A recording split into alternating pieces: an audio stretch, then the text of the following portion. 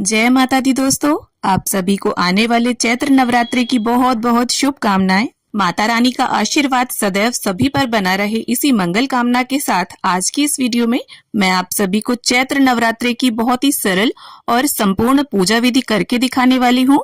आज की वीडियो में हम कलश स्थापना करेंगे, नवग्रहों की स्थापना करेंगे, ज्वारे बोएंगे और अखंड ज्योत जलाएंगे और पूरी स्थापना की और पूजा की विधि मैं आपको करके दिखाऊंगी, जिससे आपके मन में जो भी डाउट्स हो वो क्लियर हो जाएं। तो देखिए, नवरात्रि के दिन सुबह सवेरे स्नान आदि करने के बाद जिस जगह भी हम पूजा करेंगे उस जगह को अच्छे से साफ कर लेंगे और सबसे पहले हम चौकी लगा लेंगे। और माता रानी की चौकी जो है वो आप अपने घर के मंदिर के आसपास भी लगा सकते हैं, और अगर वहां पर जगह ना हो तो आप किसी भी ऐसी जगह पर जहां पर डिस्टरबेंस कम हो वहां आप इस चौकी को लगाएं। क्योंकि देखिए 9 दिनों के लिए हम माता रानी की स्थापना करेंगे और एक बार चौकी लगाने के बाद 9 दिनों तक वो चौकी नहीं हिलाई जाएगी। तो यहाँ पर देखिए, मैंने चौकी पर लाल रंग का वस्त्र बिछा लिया है। अब इसके बाद थोड़े से अक्षतों के आसन पर हम माँ भगवती स्वरूप माँ दुर्गा को विराजमान करेंगे। तो आप माँ दुर्गा का फोटो या मूर्ति छोटी बड़ी जैसी भी है आप वो ले सकते हैं, और नई की जरूरत नहीं है। जो भी पहले की मूर्ति या फोटो है हम वही लेंगे। और इसके बाद देखिए, यहाँ पर हम कलश स्थापना करेंगे तो थोड़े से चावलों पर अष्टदल कमल की आकृति को हम बना लेंगे। और अगर आपके पास समय ना हो तो थोड़े से ऐसे ही चावल आप रख दीजिए। और चावल जो है वो संपूर्ण लेना है आपको, टूटा चावल प्रयोग पूजा में नहीं करना है।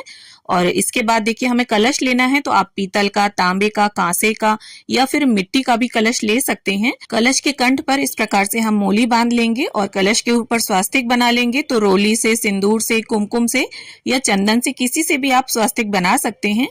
अब इसके साथ ही देखिए, कलश के अंदर सबसे पहले हमें गंगा जल डालना चाहिए। बहुत से लोग जल के ऊपर गंगा जल डालते हैं, तो ऐसा ना करें आप। गंगा जल डालने के बाद इसे शुद्ध जल से हम भर लेंगे। तो कलश के कंठ तक हमें पूरा ऊपर तक जल भर लेना है। इसके बाद हल्दी की गांठ ना हो तो हल्दी पाउडर डालेंगे, 1 रुपए का सिक्का, सुपारी, थोड़े से अक्षत डालेंगे कलश के अंदर। अब इसके साथ ही देखिए, माँ दुर्गा के पूजन में जब हम कलश स्थापना करते हैं तो एक लौंग का जोड़ा और एक इलायची आपको जरूर डालनी है कलश में। इसके साथ ही दूब घास भी माँ दुर्गा को चढ़ाई जाती है।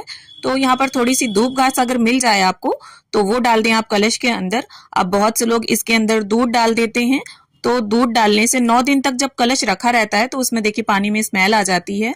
तो यहाँ पर मैं दूध नहीं डालूंगी, एक बताशा हम डाल देंगे। और इसके बाद हमें लेने हैं आम के पत्ते।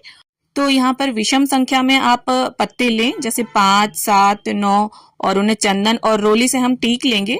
अब देखिए, पंच पल्लव के विषय में मैं आपको बता दूं, बहुत से लोगों को लगता है पंच पल्लव यानी 5 आम के पत्ते या अशोक के पत्ते, तो ऐसा नहीं है। पंच पल्लव का अर्थ होता है 5 विभिन्न प्रकार के पत्ते जो पूजन में कलश के अंदर लगाने के योग्य होते हैं। उनमें देखिए आता है पीपल, बरगद, आम, गूलर और पलाश। तो अगर आपको 5 तरह के ये पत्ते मिल जाएं तो आप जरूर से कलश के अंदर इन्हें सजाएं।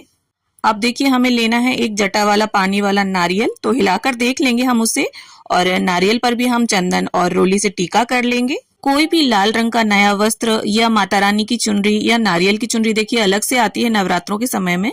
और अगर चुनरी या लाल वस्त्र ना हो आपके पास तो आप सिर्फ कलावा भी लपेट सकते हैं। तो इस प्रकार से पत्तों को हम कलश के अंदर सजा लेंगे।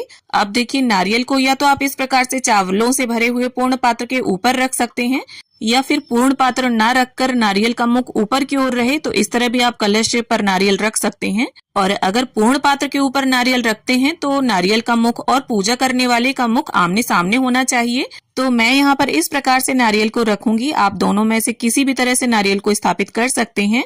और इस प्रकार से अष्टदल कमल के ऊपर हम कलश की स्थापना को कर लेंगे। अब देखिए, ज्वारों की स्थापना के लिए यहाँ पर थोड़े से अक्षत रख लेंगे हम। और अब हमें लेना है मिट्टी का एक पात्र। और अगर मिट्टी का पात्र ना हो तो आप कोई भी साफ सुथरा बर्तन ले सकते हैं, थाली में जौ बो सकते हैं। तो यहाँ पर देखिए, गंगा जी की रेत है मेरे पास, तो हम रेत में ज्वारे बोएंगे। रेत में ज्वारे जो है वो काफी अच्छे उगते हैं। और अगर रेत ना हो आपके पास तो आप किसी भी साफ सुथरे गमले की मिट्टी भी प्रयोग कर सकते हैं। उसे पहले सुखा लें, फिर छान कर उसे प्रयोग करें, कंकड़ ना हो उस मिट्टी में। और रात्रि में ही आप जौ को भिगो कर रख दें और सुबह फिर बोएं, इससे ज्वारे काफी अच्छे उगते हैं। और देखिए, कुछ लोग ज्वारे गेहूं से बोते हैं, कुछ लोग जौ से बोते हैं, कुछ लोग मिक्स करके बोते हैं। तो इस तरह से जौ डालने के बाद ऊपर से एक लेयर हम रेत की या मिट्टी की और डाल देंगे। और साथ ही ज्वारे के पात्र पर हम कलावा भी बांध देंगे और इसे स्थापित कर देंगे। अब बहुत से लोग देखिए ज्वारों के ऊपर ही कलश की स्थापना करते हैं, तो अगर आपकी चौकी में स्पेस कम है तो आप ऐसा भी कर सकते हैं। और अब हम देखिए नवग्रहों की स्थापना करेंगे, तो 9 चावल की ढेरियां हमें लगा लेनी है। तो हमें इस तरह से एक समान 9 चावल के पुंज बना लेने हैं। तो अगर आपके यहाँ देखिए चूहे वगैरह आते हैं तो आप चावल ना रखते हुए सिर्फ सुपारी रखकर भी नवग्रहों की स्थापना कर सकते हैं, या फिर आप किसी भी पूजा पाठ की शॉप से नवग्रह का जो यंत्र आता है तांबे का, उसे ले सकते हैं। कुछ एक 50 या 100 रुपए में वो आ जाता है। और यहाँ पर अगर आप करना चाहें तो षोडश मातृकाओं की भी स्थापना कर सकते हैं। वैसे माता रानी में सभी माताओं का स्वरूप है। अब देखिए हम अखंड ज्योत के लिए तैयारी कर लेते हैं। तो यहाँ पर देखिए एक बड़ा सा पीतल का दीपक लेना है आपको, और अगर पीतल का दीपक ना हो तो आप मिट्टी का बड़ा सा दिया ले सकते हैं। अब दिए में अंदर डालने के लिए देखिए आप तिल का तेल भी प्रयोग कर सकते हैं और घी भी ले सकते हैं। इसके साथ ही देखिए यहाँ पर गणपति जी की भी स्थापना हम कर लेंगे अक्षतों पर। और फिर एक पात्र में हमें लेना है थोड़े से अक्षत, और उसके ऊपर इस प्रकार से हम अखंड ज्योत स्थापित कर लेंगे। अब देखिए जिसकी भी स्थापना हमें करनी थी उन सभी की स्थापना हो गई है यहाँ पर, और पहले दिन ही ये स्थापना की जाएगी। और यहाँ पर अखंड ज्योत के लिए मैंने तिल का तेल प्रयोग किया है और कलावे की बाती बनाई है। आप चाहें तो कलावे की जगह पर रुई और तिल के तेल की जगह पर देसी घी भी प्रयोग कर सकते हैं। अब ज्योत को प्रज्वलित करने के बाद हाथ जोड़कर माँ भगवती से ऐसी प्रार्थना करेंगे कि हे माँ दुर्गा, आप हमारे घर में 9 दिनों के लिए विराजमान हो और हमारी पूजा अर्चना को स्वीकार करें। अब गंगा जल और फूल की सहायता से स्नान की भावना से हम सभी को छींटा दे देंगे और ज्वारों पर भी जल सींच देंगे। थोड़ा सा, आपको बहुत ज्यादा नहीं भरना है, थोड़ा थोड़ा ही जल सींचना है। यहाँ पर वस्त्र की भावना से गणपति जी को हम कलावा समर्पित करेंगे, और माता रानी के लिए आप अगर चुनरी लेकर आए हैं तो माता को वो समर्पित करें। नवग्रहों को भी वस्त्र की भावना से यहाँ पर हम कलावा अर्पित करेंगे। तो मन में नवग्रहों का स्मरण करते हुए आप ये कार्य करें। और अगर आप नवग्रहों के लिए देखिए वस्त्र लेकर आए हैं तो वो अर्पित करें। अब देखिए यहाँ पर ज्वारों के कुंडे पर और कलश पर हमने पहले ही कलावा बांध दिया है। इसके बाद अब हम सभी को तिलक करेंगे, गणपति जी को, माता रानी को, माता रानी के वाहन सिंह को, नवग्रहों को, अखंड ज्योत को, और साथ ही में सभी को हम अक्षत अर्पित कर देंगे। देखिए नवरात्रि की स्थापना में और पूजा में हमें किस किस सामग्री की जरूरत पड़ती है, जिसकी वीडियो चैनल पर आ चुकी है। आप सभी को उसे देखकर बहुत हेल्प मिलेगी। लिंक आपको डिस्क्रिप्शन में मिल जाएगा, आप देखना चाहें तो वहां से जाकर देख सकते हैं।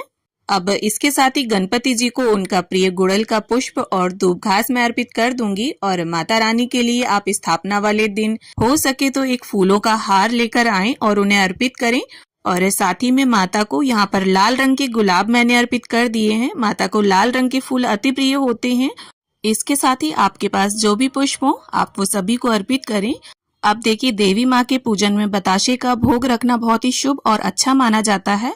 और अगर बताशे उपलब्ध ना हो पाए तो चीनी, गुड़ या मिश्री का भोग भी आप रख सकते हैं। इसके साथ ही घर पर जो भी ऋतुफल उपलब्ध हो उनका भोग समर्पित करेंगे हम। और इसके साथ ही स्थापना वाले दिन या संपूर्णता वाले दिन आप माँ को पान का भोग भी अर्पित करें। मीठा पान मिल जाता है तो उसे अर्पित करें, ना मिले तो पान पर 2 लौंग, इलायची, बताशा और सुपारी रखकर हम इस प्रकार से माँ को भोग समर्पित करेंगे पान का। अब देखिए पूरी नवरात्रि में से किसी भी एक दिन आप इस प्रकार से माँ को श्रृंगार समर्पित करिएगा तो आप 5, 7 या 16 श्रृंगार की सामग्री भी माँ को भेंट कर सकते हैं। और माँ भगवती को यहाँ पर चुनरी हमने पहले ही उड़ा दी है। अब इसके साथ ही हमें हवन के लिए एक पात्र चाहिए होगा, तो आप इस तरह से देखिए मिट्टी की सराई ले सकते हैं और इस पर देखिए हम गाय के गोबर के उपले को जलाकर रख लेंगे। और फिर देखिए सबसे पहले हमें इसमें घी की आहुति देनी होती है, तो 5 बार 7 बार आप घी की आहुति दें। इसके बाद 2 लौंग के जोड़ों की हमें आहुति देनी होती है, और जो भी आपने भोग सामग्री अर्पित की है उसकी आहुतियां दें। और आहुति देते समय माँ दुर्गा के किसी भी मंत्र का उच्चारण करते रहें। और अगर आप चाहें तो बीच बीच में हवन सामग्री की भी आहुतियां दे सकते हैं। और यहाँ पर अगर आप चाहें तो ये जो पान हमने माँ को भोग में समर्पित किया है इसकी आहुति भी हवन में दे सकते हैं। तो इस तरह से 9, 11 या 21 आहुतियां देकर हम हवन को संपूर्ण करेंगे। और फिर इसके बाद प्रेम पूर्वक माँ भगवती की, गणपति जी की, कलश देव की, नवग्रहों की, सभी की आरती उतार लेंगे। और आरती संपन्न करने के बाद, हवन करने के बाद हाथ में थोड़ा सा जल लेकर हम चौकी के आसपास इस प्रकार से पानी को फिरा देंगे, आचमन कर लेंगे पूजा का और हाथ जोड़कर माँ भगवती से क्षमा प्रार्थना कर लेंगे और ऐसी विनती करेंगे कि माँ हमेशा हम पर और हमारे परिवार पर अपनी अनुकंपा बनाए रखना। तो इस प्रकार से नवरात्रि के प्रथम दिन की स्थापना और पूजा विधि हमारी संपन्न होती है। उम्मीद करती हूँ वीडियो आप सभी को पसंद आए। वीडियो अगर थोड़ी भी अच्छी लगी हो, थोड़ी भी हेल्पफुल हो तो वीडियो को लाइक करें और अपने फ्रेंड्स एंड फैमिली मेंबर्स के साथ इसे शेयर करें। और इसी तरह की वीडियोस देखने के लिए, मेरे साथ जुड़े रहने के लिए चैनल को सब्सक्राइब कर लें और साथ में बेल आइकन भी प्रेस कर लें।